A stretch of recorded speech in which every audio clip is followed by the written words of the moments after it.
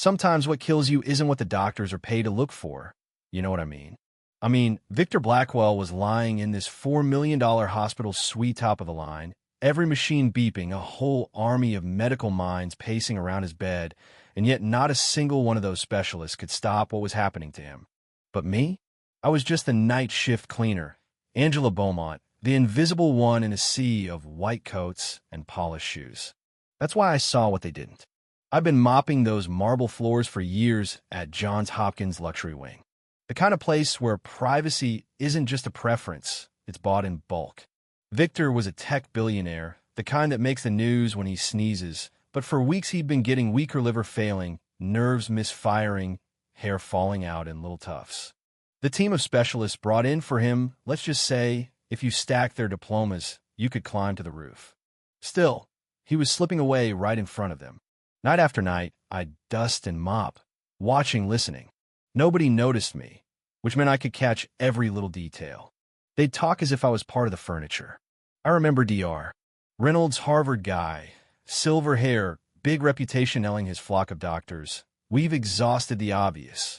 Maybe it's autoimmune, maybe something more exotic. Always maybe, never answers. Let me back up a sec. 15 years ago, I was the chemistry prodigy in my class. Scholarship, research grants, the works. Then my parents were killed in an accident, and suddenly it was me and 3 little siblings. School was over. Bills don't care about your GPA. Cleaning paid the rent, put food on the table, but I never really let go of chemistry.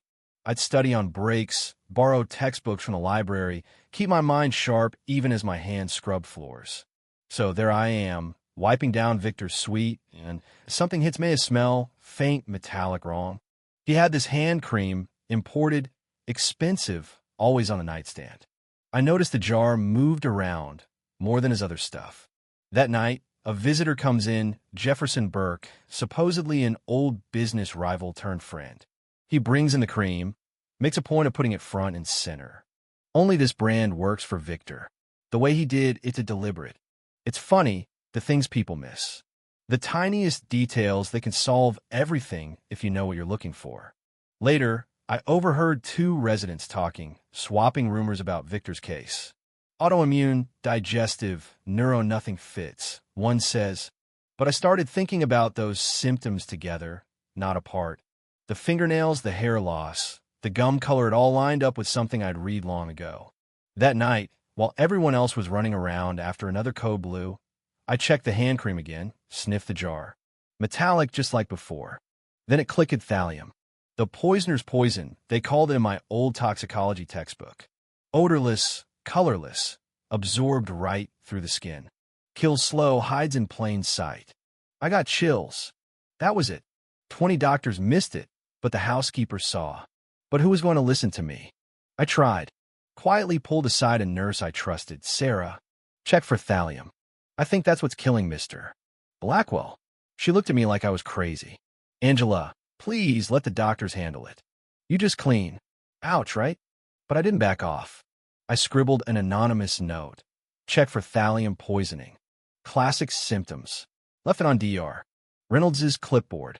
Next day, he reads it out loud. Whole room laughs. The cleaning staff thinks she's house MD. Yeah, that happened. It stung, sure. But Victor was dying. I went home, dug out my old textbooks, poured over every case study. It all fit. So I decided, screw the rules. I'm getting proof. Next shift, I waited until nobody was watching and snagged a tiny sample of that cream, slipped it in a sterile container from the supply closet. In the janitor's closet, I did a crude test: baking soda, aluminum foil, the old-school chemistry hacks. The result? Positive for thallium. I took photos, built a timeline, matched Burke's visits to Victor's worst days. The pieces were all there. The next big medical conference, every specialist packed into Victor's suite, tense, desperate. I didn't wait for an invite. Walked right in my cleaning uniform, cart and all. The room went dead silent. Mr. Blackwell is dying of thallium poisoning, I said, and I can prove it. Dr. Reynolds looked ready to explode. You're not a doctor, he snapped. You're the cleaning staff. I was a chemistry major here before life got in the way.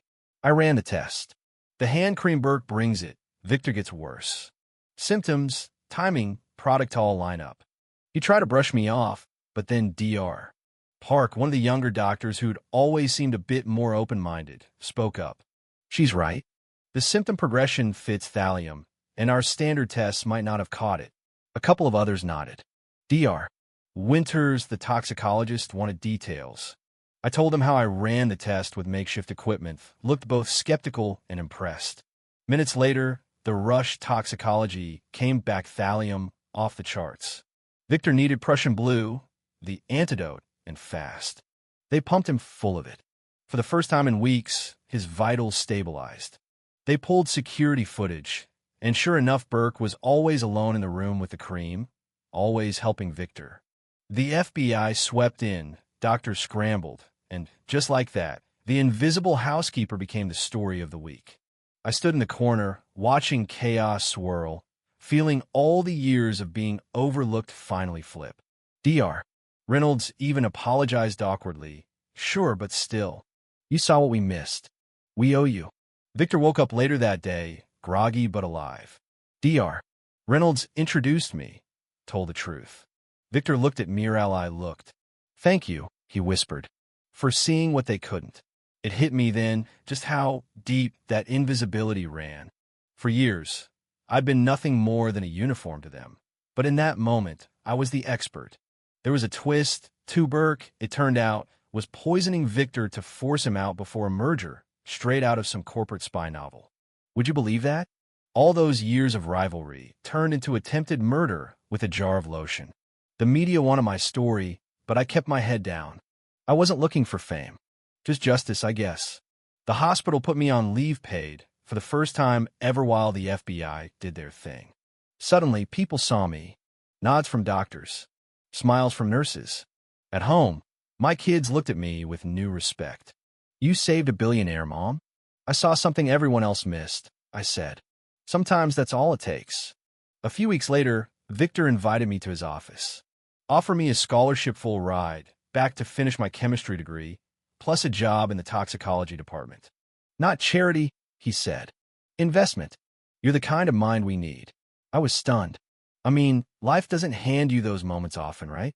So I took it. Went back to school, white coat and all, working in a lab where I used to mop the floors. Not everyone was thrilled, of course. Old hierarchies die hard. And sometimes people still did a double take when they saw me running tests instead of cleaning up. But my work spoke for itself, and little by little, the walls came down. And you know what? It didn't stop with me. Blackwell set up a scholarship for others who had their education interrupted: janitors, delivery drivers, landscapers, folks with the brains, just not the luck. My daughter's grades shot up, inspired by the idea that your path can change if you keep learning, keep pushing. A year later, I stood at a hospital conference telling my story to a room full of doctors who once saw right through me. Sometimes the most valuable insights come from the invisible ones, I said. Observation doesn't need a diplomate, just needs curiosity and a willingness to see what others overlook. Afterward, a young hospital worker stopped me, quietly confiding she was studying nursing at night. Nobody knows. They just see the uniform. I smiled, told her to keep going. Being underestimated is a superpower. You see what others miss. Now, my old cleaning uniform hangs framed in my office not as a trophy, but a reminder. Every detail matters. Every voice counts.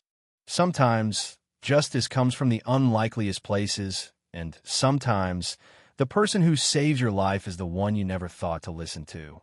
So, let's stir it up a little. What do you think? Did the system really change, or was it just a lucky break for one person?